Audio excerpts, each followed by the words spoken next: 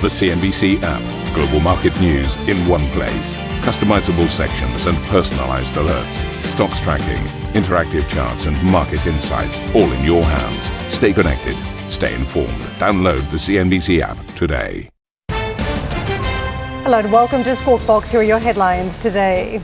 European equities closed lower as investors digest a shift to the right in EU elections. But the S&P 500 and Nasdaq hit another record high ahead of Wednesday's Fed decision. French far-right parties hold emergency coalition talks and national rally leader Marine Le Pen takes a victory lap after the president's snap election decision Sunday. What happened on Sunday evening was a wind of hope that blew across the country. We mustn't let it die down. In corporate news, Apple unveiling long-awaited AI features as it looks to keep pace with rivals, announcing a partnership, contentious actually, with OpenAI that lets Siri tap into Chat GPT. And UK Prime Minister Rishi Sunak looking to narrow what at the moment is a pretty large gap in the polls as he releases his election pledges today with a big focus on cutting taxes. A manifesto the opposition has already branded the most expensive panic attack in history. Well, Labour's candidate for the cities of London and Westminster joined street signs this morning.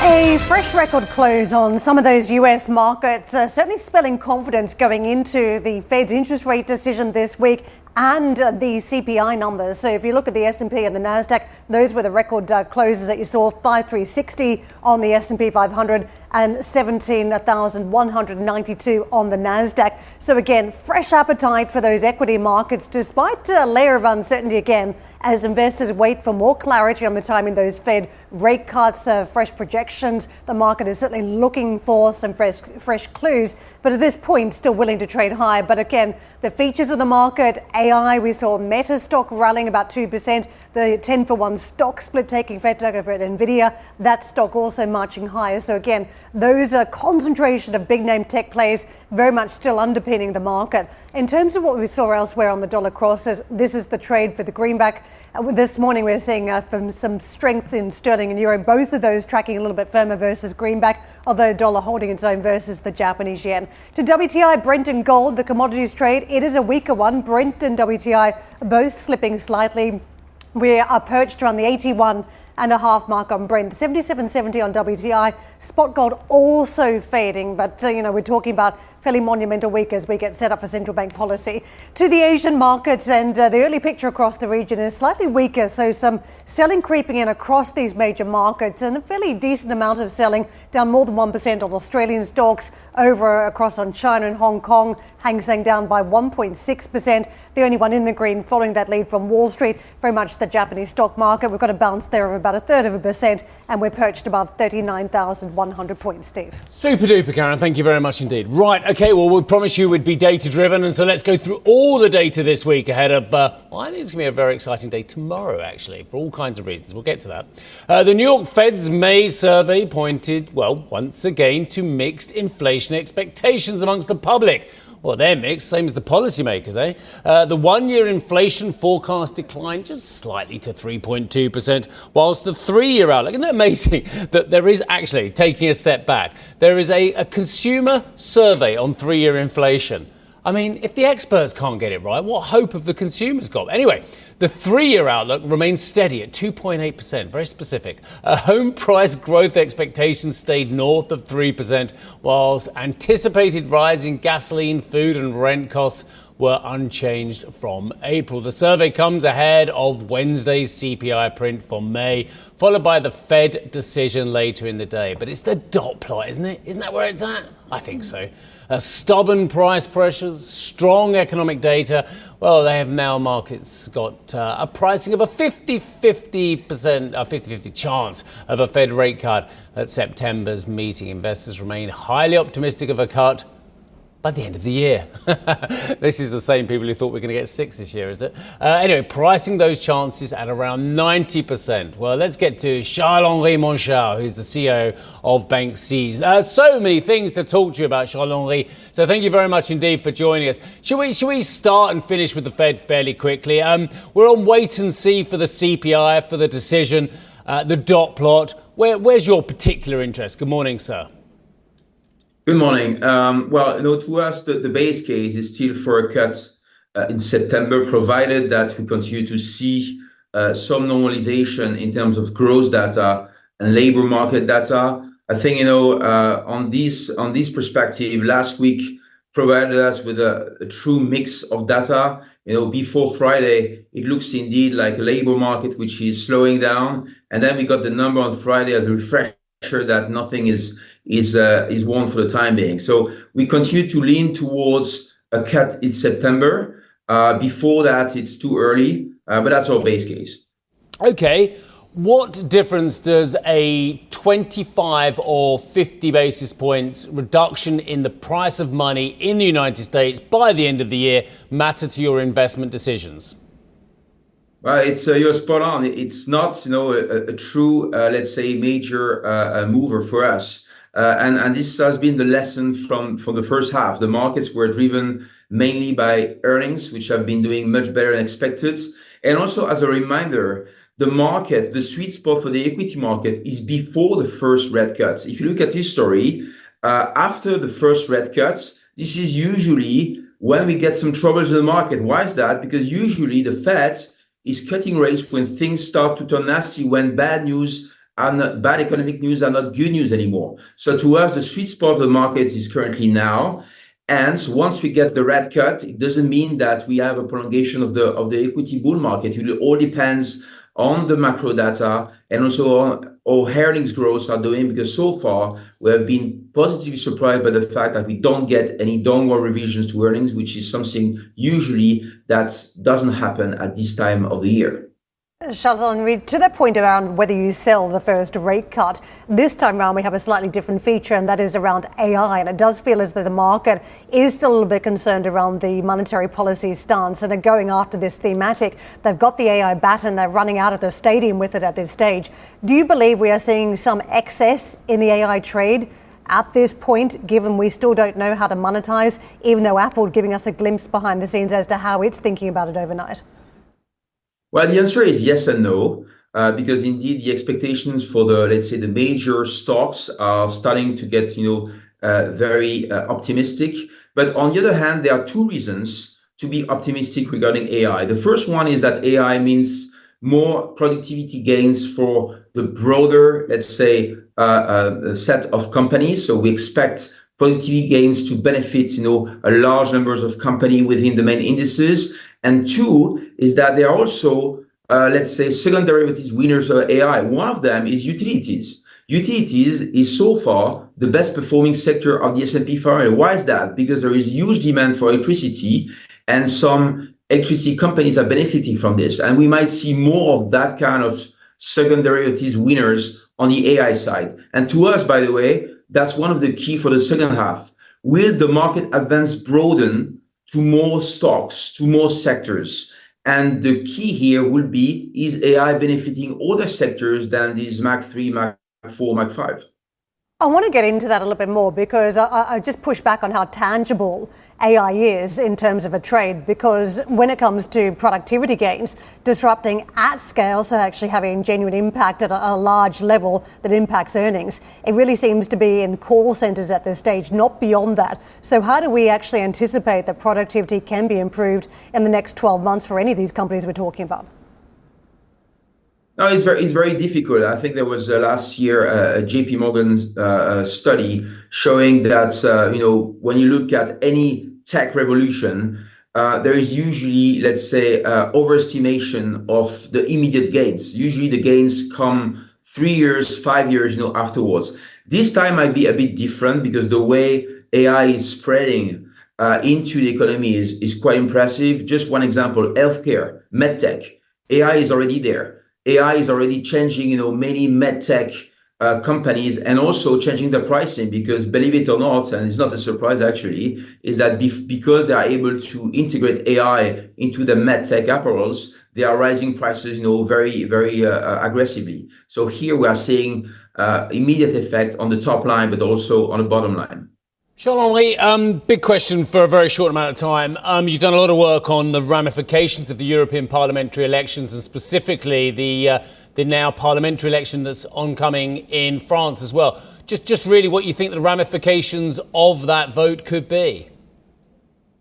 Well, we have seen let's say, a sharp reaction in the market yesterday, although, by the close, it was calming down. There was a poll this morning, by the way, showing that indeed Rassemblement National in France, party from Mrs. Le Pen, is sharply ahead in the polls, 34%. So they probably will be able to gain either a relative or absolute majority. What does it mean in terms of stock market? So higher equity risk premium, higher bond yields. But here, the key is that don't, let's say, overestimate the effects. We have seen with Italy or Austria, when there is a far-right parties, moving to power, even if it's only legislative power, usually, they tend to go back, to the center, and the effects on the economy, on the markets, are not, let's say, that extreme. So I think there will be some effects, but they should not be overestimated.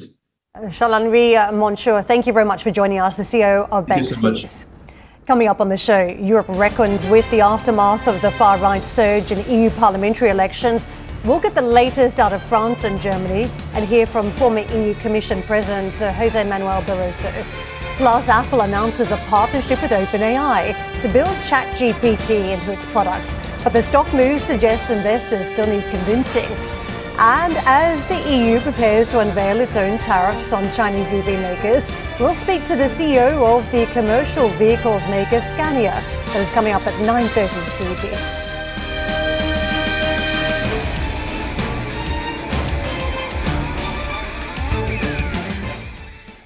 Listen to CNBC's Beyond the Valley, the podcast that explores the biggest tech news from across the globe. Join me, Arjun Karpal. And me, Tom Chitty, every week as we bring you insights into the top stories, unpack the latest trends, and find out where the industry is headed. Now available on Spotify, Apple Music, and Google Podcasts.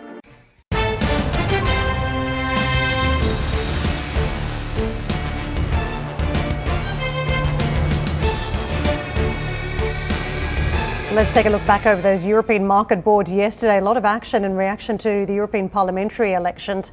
We saw French stocks in particular selling off aggressively from the outset before closing down 1.3+%. This after the President Emmanuel Macron decided to dissolve Parliament and call fresh parliamentary elections. So concentration of risk around French stocks, certainly a retreat taking place. The DAX modestly lower, and you can see across on the major boards selling to the tune of about 1/3% too on Italian names, 4/10 down in Spain, and over to the other major ones. The FTSE modestly downbeat versus the SMI selling off a little bit more to the tune of 1%.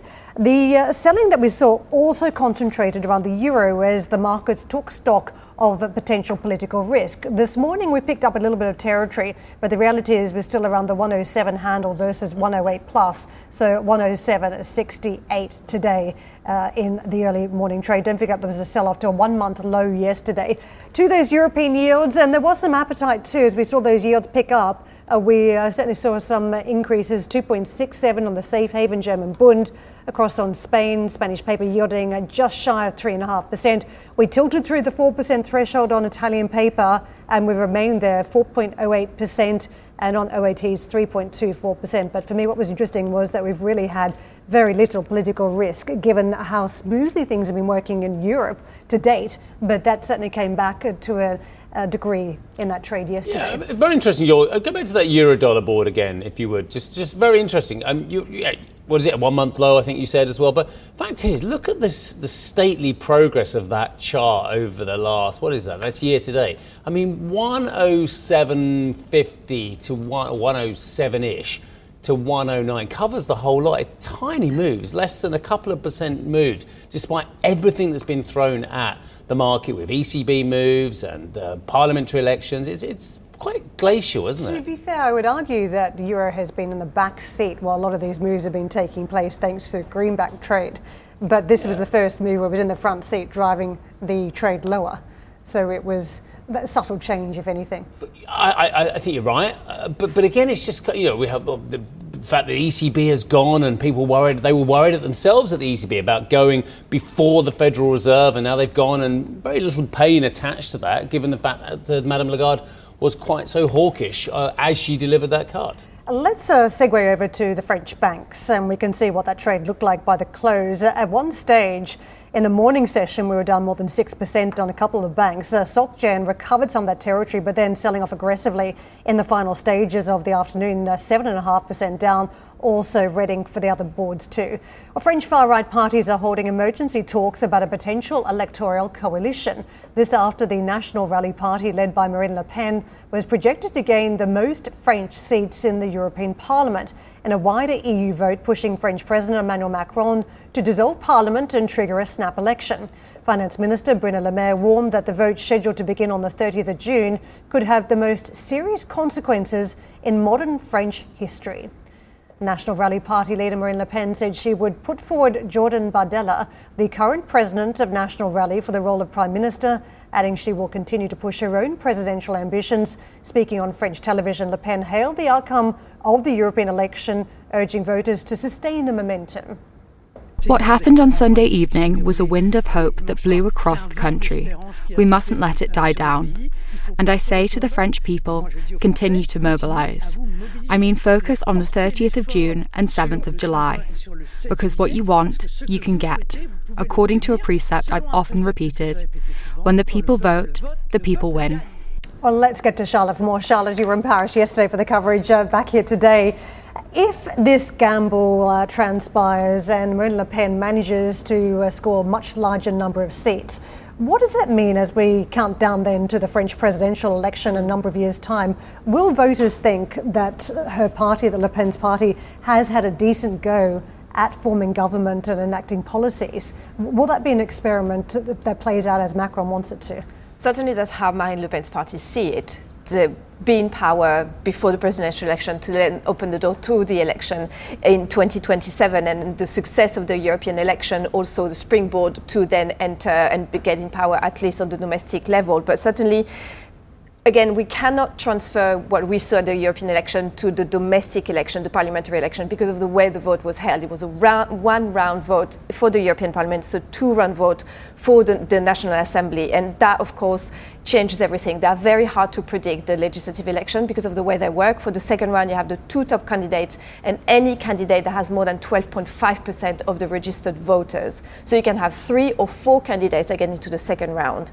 And often what happens when one of those candidates is from the far right, then all the other candidates drop out to leave just one, so they can fight and beat basically the far right candidate. That has been fizzling out, and we know that the far right at the moment is also discussing with Les Républicains, the centre-right party, to tell them, look, if you drop your candidates, then we'll give you some other positions when we form a government. So that's all the negotiations that are going on at the moment. The far right, also the Marine Le Pen's party negotiating with the other far right party, Reconquête, where her niece defected during the presidential election. They tried to join forces here as well.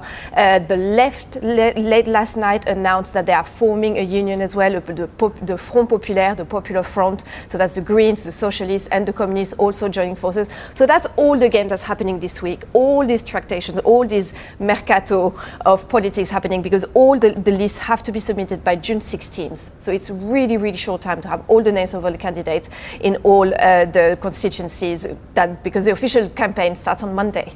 It's just the timeline, it's so incredibly fast. So we'll hear from President Macron actually later today. He's announced late yesterday a big press conference to explain why he called this election, explain why he needs to be supported in the vote later this month. But certainly this week is all these negotiations going on. And again, an election that is hard to predict. Certainly it's expected that far right will have more MPs, but how many more, that's really the question.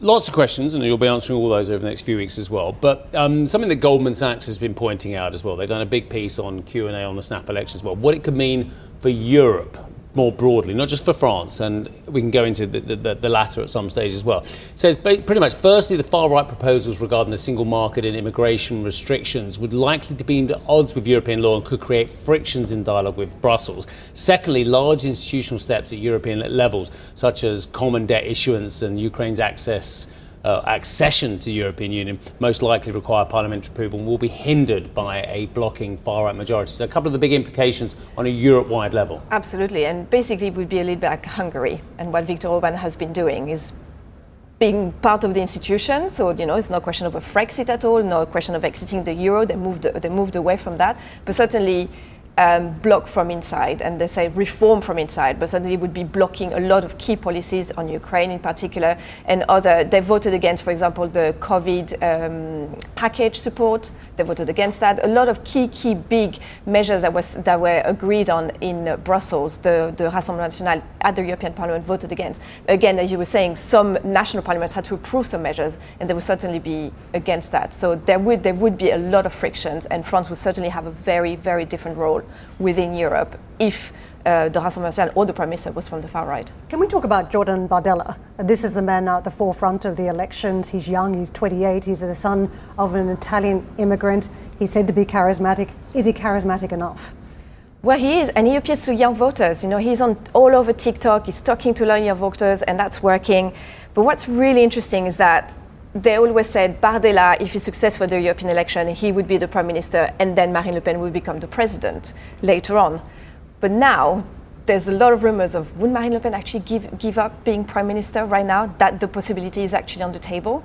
She might want to actually swoop in and not let Jordan Bardella, a 28-year-old, become Prime Minister, but she would take the job. So there's a bit of an unknown here. Presidential? I mean, imagine Macron in the same situation. He's always wanted to appear somewhat removed, right? Somewhat presidential. Wouldn't Le Pen go for that? There's no better way to campaign to be president than being Prime Minister.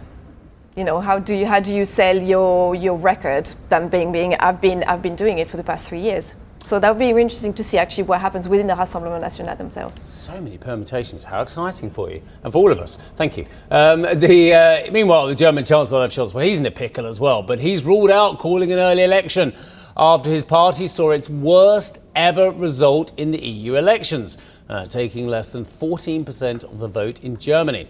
His Social Democrats rely on a coalition with the Greens and the FDP, which also saw heavy losses.